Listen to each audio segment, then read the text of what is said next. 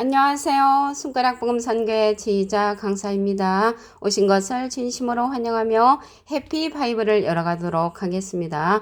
오늘 증거드린 말씀의 제목은요. 660강 다섯째 천사 나팔 첫째화라는 제목으로 하나님의 말씀을 나눠보는 시간을 갖도록 하겠습니다. 계시록 9장 1절을 보시게 되면 다섯째 천사가 나팔을 불매 내가 보니 하늘에서 땅에 떨어진 별 하나가 있는데 저가 무저갱의 열쇠를 받았더라 라고 말씀에 기록되어 있습니다. 그래서 다섯째 천사의 나팔을 불게 되면 하늘에서 땅에 떨어진 별이 있다고 했거든요. 이 별은요, 계시록 1장 20절에 보시게 되면은 사자를 상징을 합니다. 그래서 이 별은 사자, 사명자, 선지자를 상징을 한다고 말씀을 드리고요.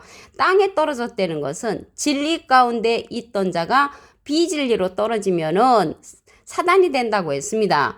그래서 무저갱의 열쇠를 받은 자이거든요. 그래서 이 무저갱의 열쇠는 계시록 9장 2절에 보시게 되면 무저갱을 열게 되면 그 구멍에서 큰 풀무의 연기 같은 연기가 올라오는데 그 연기는 어둡게 한다고 했습니다. 그래서 어둡게 하는 것은 땅에 떨어지는 역사로 비진리 가운데 거하게 만드는 자라는 것을 말씀을 드립니다.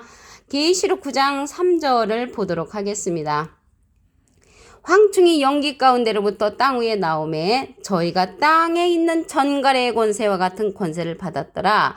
그래서 여기 전갈이 있잖아요. 이 전갈은 여기 황충하고 밀접한 관계가 있는데 이 황충은 먼지 같은 많은 무리들이 구름대 같이 이제 몰려와서 땅에 앉았다가 날아가면 푸른 녹색 잎이나 나뭇잎들을 먹어 치우는 그러한 황충을 상징을 합니다. 그래서 이 황충은 실질적인 그런 황충을 말하는 것이 아니고 비질 가운데 거하는 사단 마귀를 상징한다는 것을 말씀을 드리고요. 이 자가 전갈의 권세 같은 권세를 받은 자입니다. 전갈의 권세인데 여기 전갈이 나왔잖아요. 전갈은 길이는 6에서 7cm 정도 독침이 있다고 했습니다. 불뱀과 함께 광야에서 살고 있는 위험한 생물로서 여기에서는 진리의 원수를 비유한 그러한 상징된 자로서 말씀을 드립니다. 그런데 여기 다섯째 천사 나팔이 나왔잖아요. 그래서 다섯째 천사 나팔은 첫째 화인데 첫째 화라는 그러한 근거는 계시록 8장 12절에 보시게 되면은 넷째 천사가 나팔을 불고 난 후에 공중에 날아가는 독수리가 화가 3개 있을 것을 예언을 합니다. 그래서 넷째 천사의 나팔을 불고 나서 사마가 있을 것을 예언을 했으므로 다섯째 천사 나팔은 첫째와 여섯째 천사 나팔은 둘째와 일곱째 천사 나팔은 셋째화라는 것을 말씀을 드립니다. 오늘요 여기 전갈하고 뱀하고는 밀접한 관계가 있습니다. 누가복음 10장 19절을 보시게 되면 내가 너희에게 뱀과 전갈을 밟으며 원수의 모든 능력을 제어할 권세를 주었으니 너희를 해할 자가 결단코 없으리라. 그래서 뱀하고 전갈은 우리의 원수가 되는 그러한 자아를 상징을 합니다. 여기 뱀하고 밀접한 관계가 갖고 있는 것이 전갈인데 이 뱀은요 예수님 당시 때는 어떠한 자가 뱀이었냐면 예수님의 반대편에 섰던 자들이 뱀이었습니다. 마태복음 23장 33절을 보시게 되면 뱀들아 독사의 새끼들아 너희가 어떻게 지옥의 판결을 피하겠느냐. 그 예수님이 그들을 향해서 사두개인 바리새인 율법사들을 향해서 이 뱀들아 독사의 새끼라고 욕을 했잖아요. 그들은 진리로 보내신 예수님을 인정을 안 했던 자들입니다. 이 자가 뱀이라는 그 자가 계시록 12장 9절에 가서 보시게 되면 큰 용이 내어 쫓기니 옛뱀 곧 마귀라고도 하고 사단이라고도 하는 온 천하를 꿰는 자라고 했습니다. 그래서 이 뱀들이 예수님 당시 때 예수님 반대편에 섰던 자들이 계시록에 가서 온 천하를 꿰는 자로 또 출현하는 이러한 정갈의 권세를 받은 그러한 자라는 것을 말씀을 드립니다. 계시록 20장 2절에도 보시게 되면 용을 잡으니 옛 뱀이요. 옛 뱀은 창세기 때 꼬였던 뱀이죠. 마귀요 사단이라고 했습니다. 그래서 이 뱀은 전갈의 권세를 받은 그러한 독사들로 이제 예수님은 표현을 했잖아요. 이 뱀들아, 독사의 새끼들아, 사람을 상징한다는 것을 알 수가 있고 비진리 가운데 거한 자들이라는 것을 말씀을 드립니다. 이 다섯째 천사 나팔은 첫째 화인데요. 5개월의 무서운 환란이 있습니다. 계시록 9장 5절을 보시게 되면 그들을 죽이지는 못하게 하시고 5달 동안 괴롭게만 하게 하시는데 그 괴롭게 함은 전갈이 사람을 쓸 때 괴롭게 함과 같더라. 그래서 이 전갈의 권세로서 5째 전사 나팔 첫째 화 때 5달 동안 괴롭게 하는 그러한 5개월의 환란이 있다는 것을 말씀을 드리고요. 그들을 죽이지 못하게 한다고 했거든요. 그래서 죽이지 못하게 하는 그러한 사건은 자살을 하려고 해도 자살이 허용되지 않는 그때라는 것을 말씀을 드립니다. 계시록 9장 4절을 보도록 하겠습니다. 저희에게 이르시되 땅에 풀이나 푸른 것이나 각종 수목은 해하지 말고 오직 이마에 하나님의 입맞지 아니한 사람들만 해하라. 그래서 인침을 받지 아니하는 자들은 5째 천사 나팔 첫째 화를 이제 경험하게 되는데 5달 동안 괴로움을 당하는 전갈의 권세와 같은 그런 환란을 받게 됩니다. 그러면 여기에서 하나님의 그러한 인침을 받으면 이러한 해를 받지 않는다고 했습니다. 계시록 9장 4절을 보시게 되면 저에게 이르시되 땅에 풀이나 푸른 것이나 각종 수목은 해하지 말라고 했잖아요. 여기에서 풀과 수목은 하나님의 백성을 상징을 합니다. 이사야 40장 7절에 보시게 되면은 그 밑에 부분에 이 백성은 실로 풀이라고 했고요. 여기 수목이 나왔잖아요. 수목은 나무인데 예레미야 5장 14절 그 밑에 부분에 보시게 되면 이 백성으로 나무가 되게 하리니, 그래서 하나님의 백성들은 해하지 말라고 했는데 하나님의 입맞지 아니한 사람들은 해하라고 했거든요. 그러면 우리가 하나님의 인을 맞아야만이 이러한 화의 심판을 면할 수가 있다는 것이죠. 그러면 입 맞는 방법을 알려드리도록 하겠습니다. 요한복음 3장 33절을 보시게 되면 그의 증거를 받는 이는 하나님을 참되시다여 인쳤느니라. 인침을 받으려면 예수님의 증거를 받아야 된다는 것입니다. 근데 예수님은 지금 영으로 계시잖아요. 예수님이 영으로 계시기 때문에 예수님께서 하나님께 부탁하여 보내는 성령이 있습니다.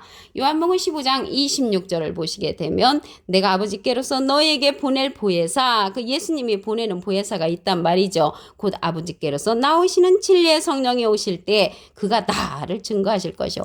예수님을 증거하는 성령은 진리의 성령이란 말이죠.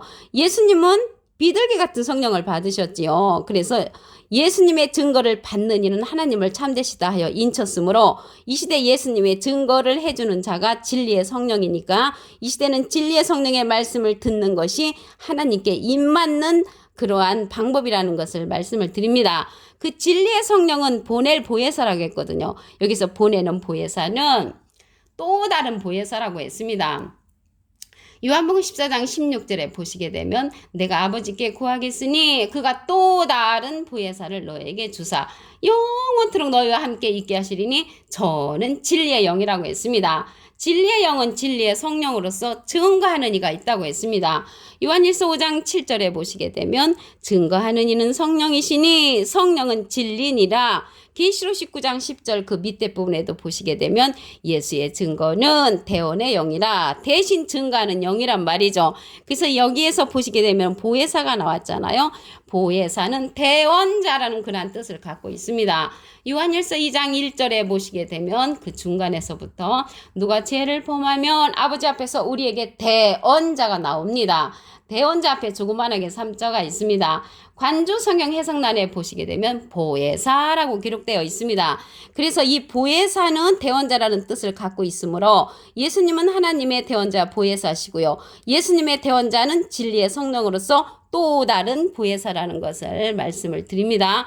그래서 진리의 성령이 오시면요, 모든 진리 가운데로 인도한다고 했습니다.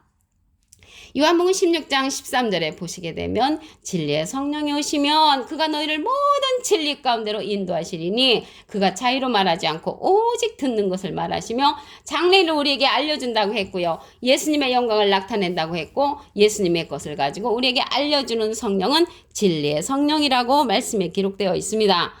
증거하는 그러한 성령은 진리의 성령이라고 말씀을 드렸잖아요. 그 진리는 하나님의 말씀을 상징을 합니다.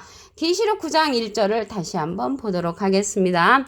다섯째 천사가 나팔을 불매 내가 보니 하늘에서 땅에 떨어진 벼라라가 있는데 저가 무저갱의 열쇠를 받았다고 했습니다. 이 무저갱의 열쇠는 어둡게 하는 역사라고 계시록 9장 2절에 기록되어 있고요. 황충과 연관이 있습니다. 계시록 9장 3절에 보시게 되면 황충이 연기 가운데로부터 땅 위에 나오매 저희가 땅에 있는 전갈이 권세와 같은 권세를 받은 자가 황충과 같은 자. 이러한 황충은 전갈하고 밀접한 관계를 가진 것뿐만 아니라 뱀하고도 밀접한 관계를 갖고 있습니다.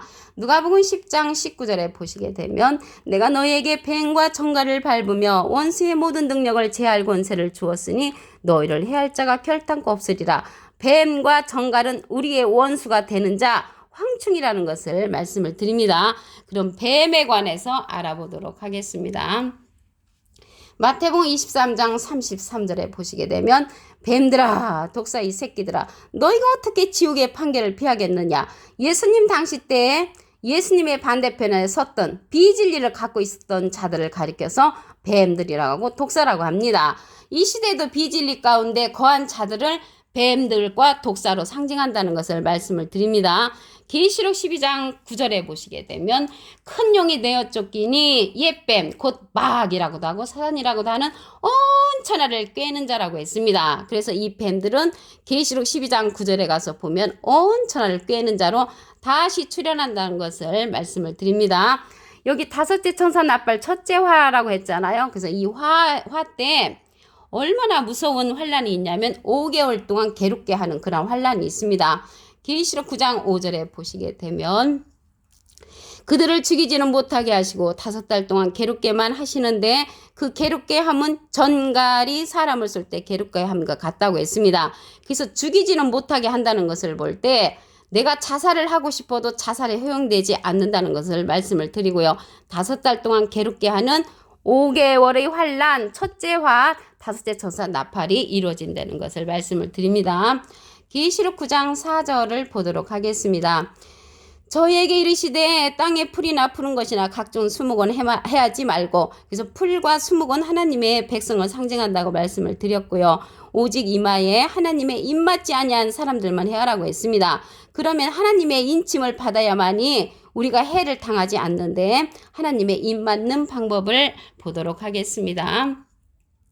요한복음 3장 33절에 보시게 되면 그의 증거를 받는 이는 하나님을 참되시다 하여 인쳤느니라. 예수님의 증거를 받아야만이 우리가 하나님으로부터 인침을 받을 수가 있다는 것을 알 수가 있고요. 예수님의 증거를 해주는 그러한 성령은 진리의 성령이라고 했습니다. 요한복음 15장 26절에 보시게 되면 내가 아버지께로서 너에게 보낼 보혜사 곧 아버지께로서 나오시는 진리의 성령이 오실 때 그가 나를 증거하실 것이요. 예수님을 증거하는 성령은 진리의 성령이고요. 예수님은 비둘기 같은 성령을 받으셨습니다. 이 진리의 성령이 보낼 보혜사라고 했습니다. 보내는 보혜사인데 또 다른 보혜사입니다. 요한복음 14장 16절에 보시게 되면 내가 아버지께 구하겠으니 그가 또 다른 보혜사를 너에게 주사 영원토록 너희와 함께 있게 하시리니 저는 진리의 영이라고 했습니다. 진리의 영은 진리의 성령인데 이러한 진리의 성령은 증거하는 이가 있다고 했습니다. 요한일서 5장 7절에 보시게 되면 증거하는 이는 성령이시니 성령은 진리니라. 진리는 요한복음 17장 17절에 보시게 되면 아버지의 말씀이라고 기록되어 있습니다. 여기 보낼 보혜사가 나왔잖아요. 보혜사는 대원자라는 그러한 뜻을 갖고 있습니다.